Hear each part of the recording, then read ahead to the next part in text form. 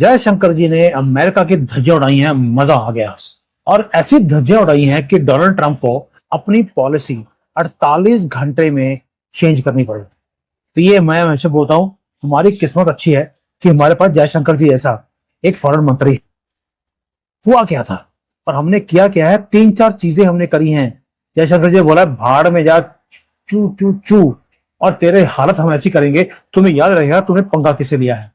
तो चलिए अब की शुरुआत करने जा रहे हैं आज की सबसे बड़ी खबर के साथ, क्योंकि पूरी दुनिया को एक बार फिर तिरंगे की ताकत का अंदाजा हो गया है। भारत ने यह प्रूफ कर दिया है कि जब बात भारत की आती है, तिरंगे की आती है, तो हर देश बाहें फैलाए खड़ा रहता है। दरअसल अमेरिका के राष्ट्रपति डोनाल्ड ट्रंप ने एक ऐसा लेटर शेयर किया जिसमें भारत और चीन जैसे देशों को नरक बताया गया। जी हाँ, सीधे शब्दों में हेल होल। और ये कोई आम बयान नहीं है, ये जुड़ा है एक बड़े मुद्दे से, बर्थ राइट सिटीजनशिप यानी कि जन्मजात नागरिकता से। अब भाई साहब लेटर में क्या लिखा है ये जान लीजिए। तो साहब लेटर में लिखा है यहाँ पैदा होते ही बच्चा नागरिक बन जाता है और फिर वे चीन, भारत या दुनिया के किसी और नरक जैसी जगह से अपने परिवार को यहाँ बुला लेते हैं। यही नहीं रुका ये मामला, आगे लिखा गया कि अब यहाँ अंग्रेजी नहीं बोली जाती है। जो नए प्रवासी आ रहे हैं उनमें इस देश के प्रति कोई निष्ठा नहीं है और फिर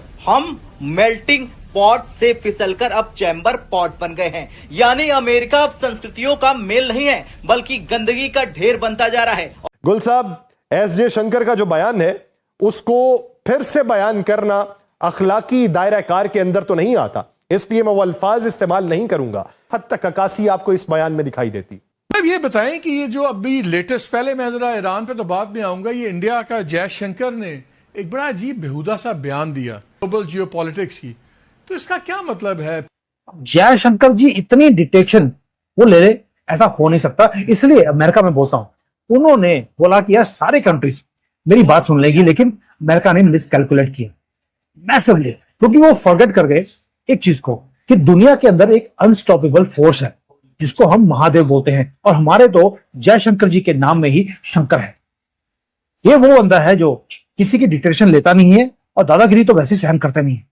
उसके बाद जो हुआ वो था मास्टर क्लास डिफायंस का, और वेस्टर्न वर्ल्ड को ऐसी डिफायंस देखने की आदत नहीं है। जियोपॉलिटिकल अर्थक्वेक है जिसने शटर कर दिया एरोगेंस ऑफ वेस्ट को।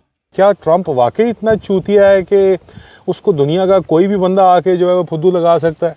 और इस वक्त जो कुछ बात हो रही है वो पीछे सबीन मुझे घूरी है कि कैसी ज़ुबान इस्तेमाल कर रहे हो, लेकिन बहरहाल इसी ने जो है ये एक चीज़ ऑब्ज़र्व की है और ऑब्ज़र्व करने के बाद इसने उसको जो है बाकायदा नोट भी किया है। जो इस वक्त बातचीत हो रही है के अंदर इस पोजीशन को बड़ा डिस्कस किया जा रहा है, और अमेरिका के अंदर भी ये एक बड़े इंपॉर्टेंट बंदा है जिसने ये बात की है कि, और इसने जो बात की है इसने पहले भी एक बात की है, लेकिन ये पॉइंट इसका इंपॉर्टेंट है। उन्होंने कहा कि 30 ईयर्स से एक प्रोजेक्ट था जिसका नाम था इंडिया, जिसके ऊपर हम काम कर रहे थे। ट्रंप साहब ने, एडमिनिस्ट्रेशन ने उनके मुंह पे जो है ना, basically use the word, Trump has literally spit in India's face. ठीक है जी। और उन्होंने कहा अच्छा ये बंदा एम्बेसडर, इसका नाम है रहम एमिनल, डेमोक्रेट है, और ये ही was going to run for the president in 2028।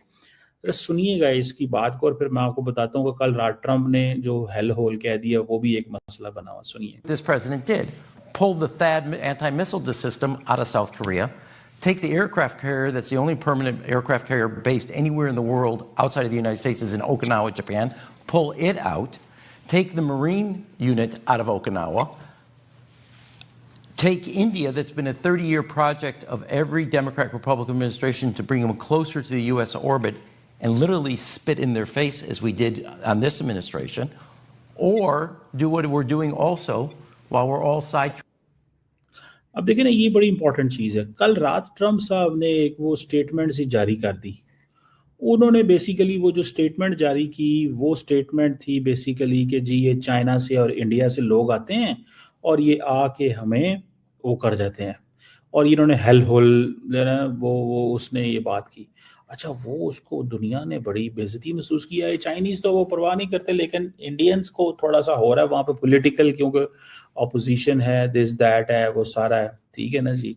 तो वो उन्होंने एक चीज जो है वो की, उन्होंने कहा यार ये बंदा क्या है जो हमें जो है वो हमारे साथ इस तरह कर रहा है, और ये चीजें जो है ना वो हो रही हैं। बहरहाल मैं एक तरफ ये देखता हूँ कि ये सारा कुछ बड़ा टेक्निकल सा जो है ना वो मुझे लग रहा है।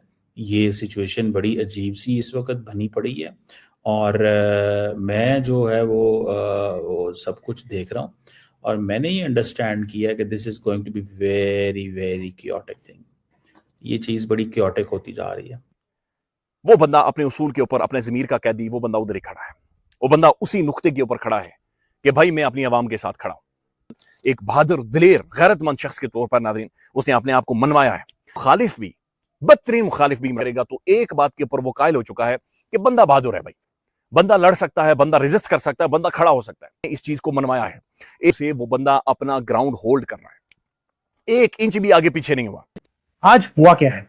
हुआ यह है कि अमेरिका को खुद अपने शब्दों को, अपने वर्ड्स को और अपनी पॉलिसी को स्वैलो करना पड़ा, बकल अप करना पड़ा अपनी ही पॉलिसी को। दोस्तों, ये अनटोल्ड स्टोरी है जो भारत की मीडिया ने कवर ही नहीं करी और ये अल्टीमेट ब्लॉकेज है वेस्ट की दादागिरी का। अब आपने वो वीडियो देखी होगी जहां पे यूएसए क्लेम करता है कि उन्होंने सारे वेवर्स को खत्म कर दिया, ना रशिया के ऊपर ना ईरान के ऊपर, अब तेल नहीं खरीद सकते। और उन वीडियोस में क्लेम किया गया कि जो एनर्जी फ्रीज है भारत का वो शुरू हो गया है। यूएसए की मीडिया ने बोलना शुरू कर दिया था अपने वीडियोस में कि ईरान नीचे चला गया, अगला कंट्री इंडिया होगा। ये अमेरिकन मीडिया ने क्लेम किया। मोस्ट इंपॉर्टेंटली भारत को ये इफेक्ट करता है क्योंकि हम तो 90% से ज्यादा तेल हम इंपोर्ट करते हैं और भारत ये कोलेटरल डैमेज को पे करने के लिए बिल्कुल भी रेडी नहीं था। इसलिए जयशंकर जी को बीच में डाला पड़ा। ये आर्किटेक्ट है आदमी जयशंकर जी कि भारत की जो अनब्रेकेबल फॉरेन पॉलिसी है वो आप देखते हैं। जब जयशंकर जी से पूछा गया कि भाई आप जो तेल खरीद रहे थे ईरान से, रशिया से सस्ते में, अब ये बंद हो जाएगा तो आपके कंट्री का होगा क्या? तो जयशंकर जी का आंसर था without hesitation in half a second and he did not miss his words. एक ब्रूटल रियलिटी चेक दिया, एब्सोल्युटली क्लियर किया उन्होंने किसको? अमेरिका की मीडिया को, कि भारत 1 सेकंड के लिए भी वो रुकेगा नहीं इस तेल को खरीदने के लिए। दुनिया भर में बेइज्जती झेलने के बाद क्या अब ट्रंप को भारत की याद आ रही है? ट्रंप ने भारत को नरक कहा है तो एस जयशंकर ने दिया ऐसा करारा जवाब कि यूएस मीडिया भी दंग रह गई। क्या है पूरा मामला? दोस्तों, डोनाल्ड ट्रंप के रीसेंट स्टेटमेंट ने एक नया बवाल खड़ा कर दिया है। कभी खुद को इंडिया का दोस्त बताने वाले ट्रंप ने अब भारत को नरक बोल दिया है, लेकिन शायद वो भूल गए हैं कि ये नया भारत है। इंटरनल पॉलिटिक्स के चक्कर में ट्रंप ने ना सिर्फ इंडिया बल्कि चाइना और कई कंट्रीज को टारगेट किया है। उनका कहना है कि अमेरिका की हालत इन देशों से भी बदतर होती जा रही है। लेकिन जैसे ही ये बात डॉक्टर एस जयशंकर तक पहुंची, उन्होंने अपने सिग्नेचर स्टाइल में ट्रंप की बोलती बंद कर दी। जयशंकर जी ने साफ कर दिया कि इंडिया की ग्रोथ और ग्लोबल इमेज पर ऐसे कमेंट्स का कोई असर नहीं पड़ने वाला। अब तो खुद अमेरिकन सिटीजन्स भी ट्रंप की इस नेगेटिविटी से परेशान हैं और उन्हें खुलकर क्रिटिसाइज कर रहे हैं। ग्लोबल पावर बनने का ख्वाब देखने वाला अमेरिका आज खुद इंटरनल कॉन्फ्लिक्ट से जूझ रहा है। क्या ट्रंप का ये स्टेटमेंट उनके इलेक्शन कैंपेन पर भारी पड़ेगा? आपको क्या लगता है? क्या डॉक्टर एस जयशंकर का रिस्पॉन्स सही था? कमेंट सेक्शन में जरूर बताइए। एंड अगर आपको वीडियो अच्छा लगा हो तो वीडियो को लाइक और चैनल को सब्सक्राइब करना ना भूलें। मिलता है अगली वीडियो में। जय हिंद।